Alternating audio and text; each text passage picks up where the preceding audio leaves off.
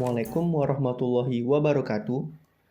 Kami dari kelompok Fisika Zat Padat 2 dengan anggota Muhammad Ihsanuddin, Ramdanis Lubis, Rizka Amalia, Tesi Novlikasari dengan dosen pengampu Profesor Dr. Iwantono Empil dari jurusan Fisika Fakultas Matematika dan Ilmu Pengetahuan Alam Universitas Riau.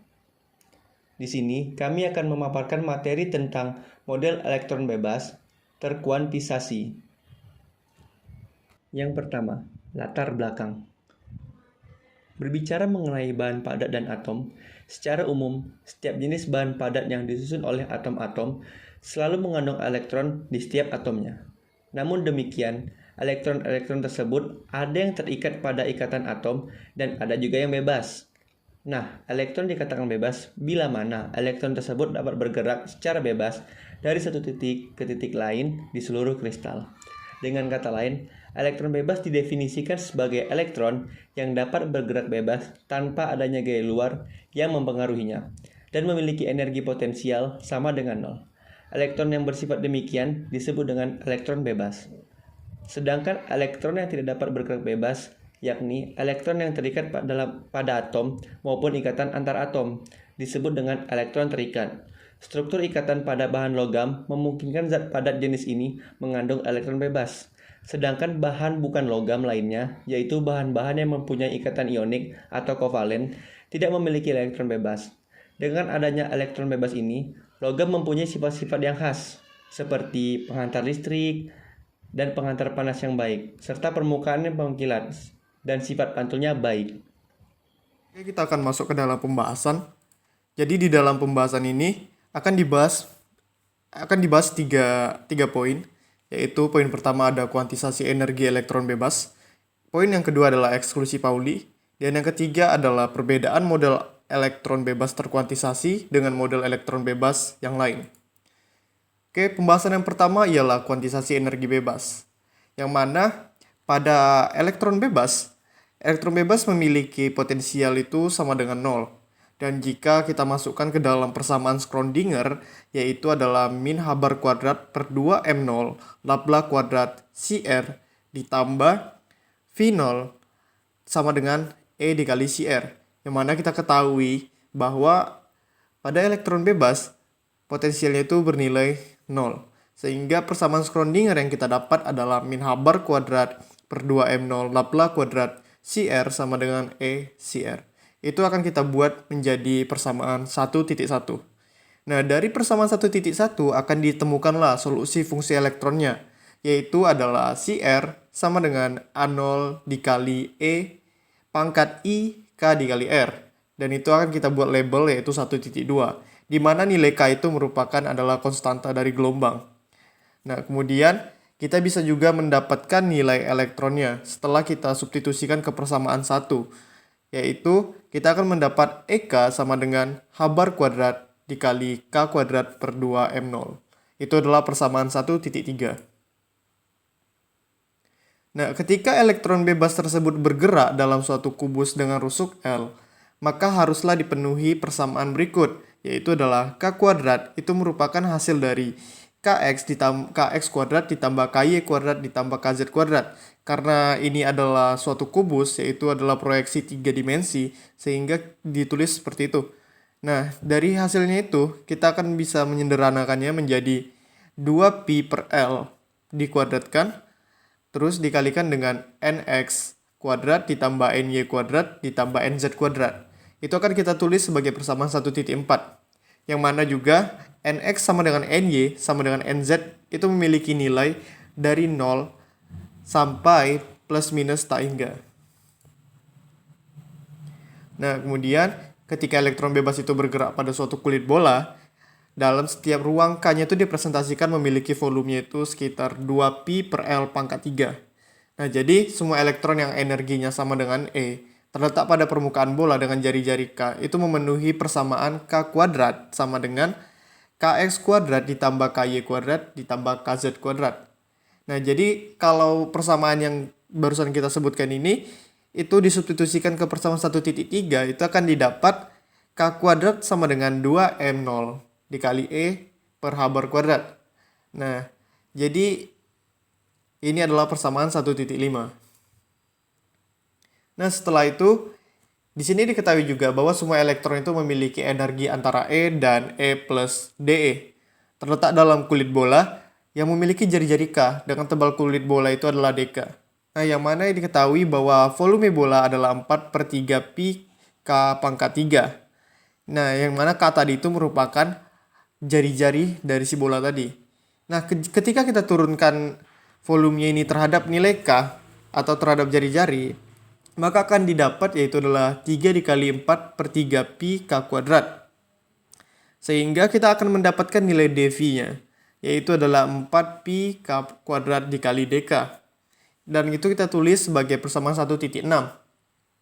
Nah, kemudian dari hasil tersebut tadi, kita akan bisa menemukan nilai dari electron state atau keadaan elektronnya pada energi antara E dan E plus DE pada kulit bola. Nah, sehingga dengan perumusan yaitu adalah GE/DE sama dengan volume kulit bola dibagi volume titik atom. Sama dengan kita ketahui tadi volume dari kulit bola adalah atau volume dari selimut bola itu adalah 4 pi K kuadrat dikali dk. Nah, kemudian volume dari titik atom adalah 2 pi per L dipangkatkan 3. Sehingga kalau kita kalkulasikan, kita akan mendapatkan nilai GE/DE itu adalah sekitar 1/2 pi kuadrat L pangkat 3 dikali K kuadrat dk. Itu adalah persamaan 1.7. Nah, kemudian penurunan rumus itu belum memperlihatkan apakah dia ini spin elektron up and down. Nah, maka oleh dari itu kita akan memperhitungkan dua spin elektron tersebut. Maka jumlah dari elektron state tadi yaitu adalah GE/DE akan menjadi 1 per pi kuadrat L pangkat 3 K kuadrat dk. Nah, untuk jumlah elektron state persatuan volume, nah itu akan didapat adalah GE/DE sama dengan 1 per pi kuadrat K kuadrat dk. Nah, di sini persatuan volumenya itu adalah dia dibagi lagi dengan volume L pangkat 3 tadi. Sehingga akan dihasilkan persamaan 1.9 ini. Nah, tadi kan kita masih memiliki nilai GE/DE itu masih dalam berupa ada dk-nya. Sehingga kita harus mencari tahu dulu nilai dari dk itu sendiri berapa sih gitu. Nah, sehingga kalau kita cari nilai dari dk atau delta K itu akan didapat dari persamaan rumus 1.3. Yang tadi yang menyatakan bahwa K kuadrat itu sama dengan 2M0 dikali E per H bar kuadrat. Nah, kalau ini kita turunkan untuk mencari dk, maka akan didapat adalah 2K dikali dk sama dengan 2M0 per H bar kuadrat DE. Jadi di sini kita akan menurunkan dk itu terhadap DE. Nah, sehingga kalau kita kalkulasikan nilai dk itu akan didapat yaitu adalah 2M0 per 2H bar kuadrat dikali DE dikali 1 per K. Nah, itu adalah persamaan 1.10. Nah, sehingga kita akan bisa mendapatkan nilai dari electron state-nya atau GE/DE-nya, yaitu dengan kita substitusikanlah nilai dk tadi. Sehingga kita bisa mendapatkan 1 per pi kuadrat K kuadrat dikali. Nah, nilai dari dk tadi itu berapa? Yaitu adalah 2M0 per 2H bar kuadrat dikali DE dikali 1 per K. Nah, jika dikalkulasikan, itu akan didapatkan nilai GE/DE sama dengan 1/2 pi kuadrat dikali 2M0 per H bar kuadrat pangkat 3/2 dikali E pangkat setengah DE. Itu adalah persamaan 1.11. Nah, kemudian dari persamaan 1.11 tadi, kita akan mendapatkan rapat keadaan atau electron state, yaitu berupa yaitu suatu keadaan atau tempat yang boleh ditempati elektron, tetapi tidak selalu ada elektron di tempat itu. Nah, jadi itu bisa dirumuskan yaitu adalah GE/DE sama dengan 1/2 pi kuadrat dikali 2M0 per H bar kuadrat pangkat 3/2 E pangkat setengah DE. Nah, jadi di sini DE-nya itu kita bisa coret sehingga kita bisa mendapat nilai dari rapat keadaan tadi yaitu adalah GE sama dengan 1/2 pi kuadrat dikali 2M0 per H bar kuadrat pangkat 3/2 E pangkat setengah. Baik, selanjutnya itu eksklusi Pauli. Prinsip Pauli itu menyatakan bahwa dalam satu sistem fisis itu tidak boleh terdapat dua elektron atau lebih yang mempunyai perangkat bilangan kuantum yang tepat sama.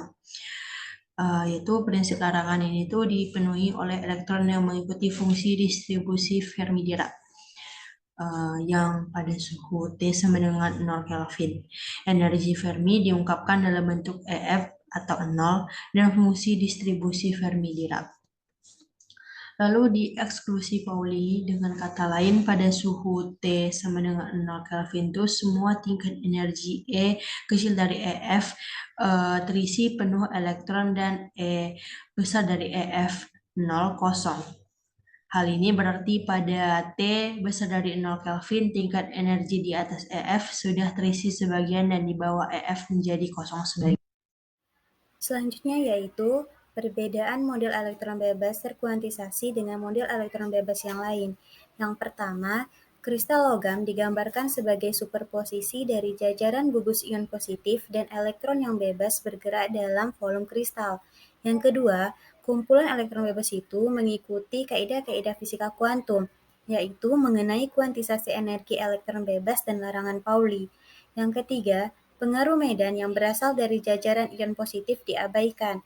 Energi elektron bebas sangat besar apabila dibandingkan dengan energi potensial yang diperoleh dari jajaran ion positif. Yang terakhir yaitu, pada permukaan batas antara logam dan vakum yang mengelilinginya, terdapat suatu potensial penghalang yang harus diloncati elektron bebas pada suhu yaitu sebesar T sama dengan 0 Kelvin untuk dapat meninggalkan permukaan batas logam. Dari pemaparan pembahasan tadi, dapat kita ambil kesimpulan yakni yang pertama, model elektron bebas terkuantisasi mempunyai struktur sama dengan model elektron bebas klasik, namun ditambah menggunakan prinsip kuantisasi energi elektron bebas dan prinsip eksklusi Pauli untuk elektron yang melibatkan distribusi Fermi-Dirac. Yang kedua, rapat keadaan elektron persatuan volume dengan energi antara E dan E plus DE adalah GE/DE sama dengan 1/2 V pangkat 2 dikali dalam kurung 2M0 per Haber pangkat 2 dikali dengan pangkat 3/2 dikali lagi dengan E pangkat 1/2 dikali DE.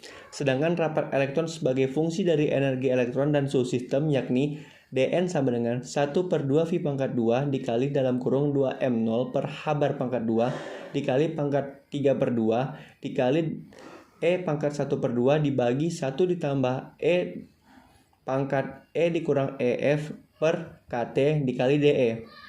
Yang ketiga, perbedaan model elektron bebas terkuantisasi dengan model elektron bebas yang lain adalah yang pertama, kristal logam digambarkan sebagai superposisi dari gugus ion positif dan elektron yang bebas bergerak dalam volume kristal. Yang kedua, kumpulan elektron bebas itu mengikuti kaidah-kaidah dasar dari fisika kuantum.